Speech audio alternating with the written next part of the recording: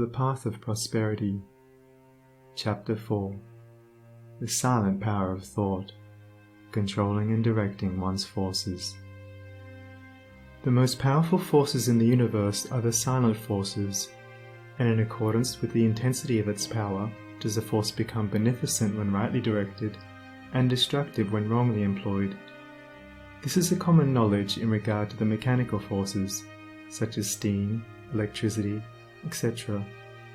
But few have yet learned to apply this knowledge to the realm of mind, where the thought forces, most powerful of all, are continually being generated and sent forth as currents of salvation or destruction.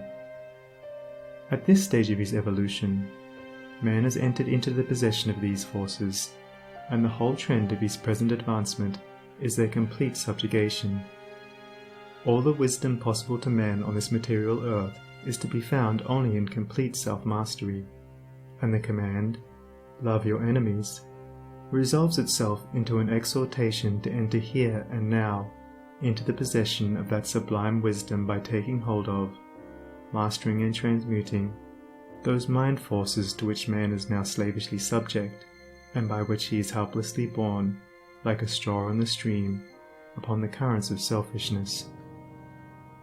The Hebrew prophets, with their perfect knowledge of the supreme law, always related outward events to inward thought, and associated national disaster or success with the thoughts and desires that dominated the nation at the time. The knowledge of the causal power of thought is the basis of all their prophecies, as it is the basis of all real wisdom and power. National events are simply the working out of the psychic forces of the nation. Wars, plagues, and famines are the meeting and clashing of wrongly directed thought forces, the culminating points at which destruction steps in as the agent of the law. It is foolish to ascribe war to the influence of one man, or to one body of men. It is the crowning horror of national selfishness. It is the silent and conquering thought forces which bring all things into manifestation. The universe grew out of thought. Matter, in its last analysis, is found to be merely objectivized thought. All men's accomplishments were first wrought out in thought, and then objectivized.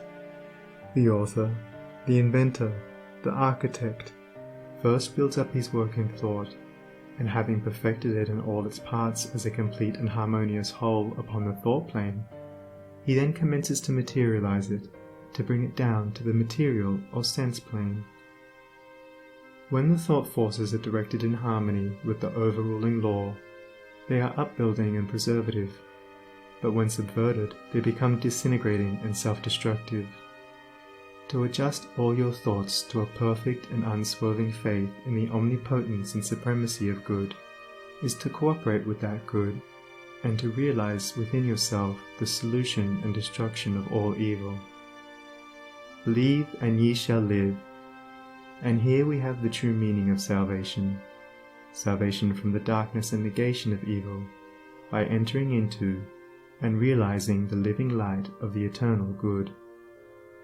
Where there is fear, worry, anxiety, doubt, trouble, chagrin, or disappointment, there is ignorance and lack of faith. All these conditions of mind are the direct outcome of selfishness, and are based upon an inherent belief in the power and supremacy of evil. They therefore constitute practical atheism, and to live in and become subject to these negative and soul-destroying conditions of mind is the only real atheism. It is salvation from such conditions that the race needs, and let no man boast of salvation whilst he is their helpless and obedient slave. To fear or to worry is as sinful as to curse, for how can one fear or worry if he intrinsically believes in the eternal justice, the omnipotent good, the boundless love? To fear, to worry, to doubt, is to deny, to disbelieve.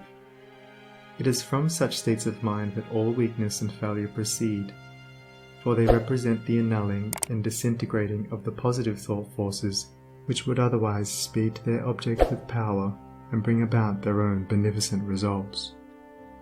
To overcome these negative conditions is to enter into a life of power, is to cease to be a slave and to become a master, and there is only one way by which they can be overcome, and that is by steady and persistent growth in inward knowledge. To mentally deny evil is not sufficient. It must, by daily practice, be risen above and understood. To mentally affirm the good is inadequate. It must, by unswerving endeavor, be entered into and comprehended. The intelligent practice of self-control quickly leads to a knowledge of one's interior thought forces, and, later on, to the acquisition of that power by which they are rightly employed and directed. In the measure that you master self, that you control your mental forces instead of being controlled by them, in just such measure will you master affairs and outward circumstances.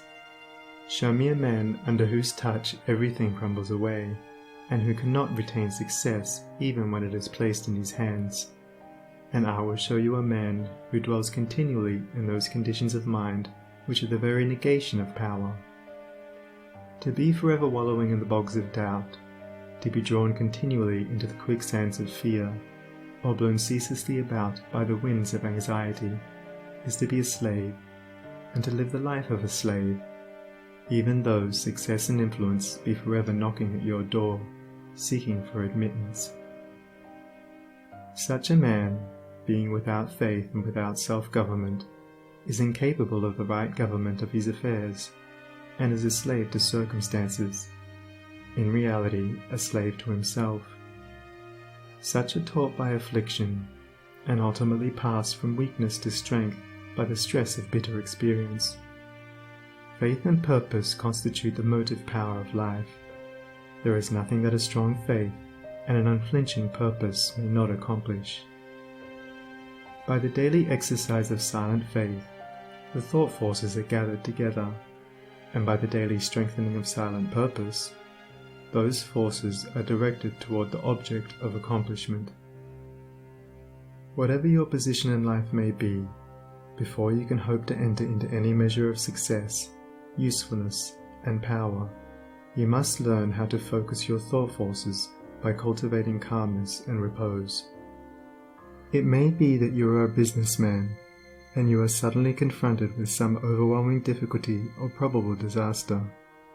You grow fearful and anxious, and are at your wits' end. To persist in such a state of mind would be fatal, for when anxiety steps in, correct judgment passes out. Now if you will take advantage of a quiet hour or two in the early morning or at night, and go away to some solitary spot, or to some room in your house where you know you will be absolutely free from intrusion, and, having seated yourself in an easy attitude, you forcibly direct your mind right away from the object of anxiety by dwelling upon something in your life that is pleasing and bliss-giving, a calm, reposeful strength will gradually steal into your mind, and your anxiety will pass away. Upon the instant that you find your mind reverting to the lower plane of worry, bring it back again, and re-establish it on the plane of peace and strength. When this is fully accomplished, you may then concentrate your whole mind upon the solution of your difficulty, and what was intricate and insurmountable to you in your hour of anxiety will be made plain and easy, and you will see, with that clear vision and perfect judgment which belong only to a calm and untroubled mind, the right course to pursue and the proper end to be brought about. It may be that you will have to try day after day before you will be able to perfectly calm your mind, but if you persevere, you will certainly accomplish it, and the course which is presented to you in that hour of calmness must be carried out. Doubtless, when you are again involved in the business of the day, and worries again creep in and begin to dominate you, you will begin to think that the course is a wrong or foolish one. But do not heed such suggestions. Be guided absolutely and entirely by the vision of calmness, and not by the shadows of anxiety. The hour of calmness is the hour of illumination and correct judgment.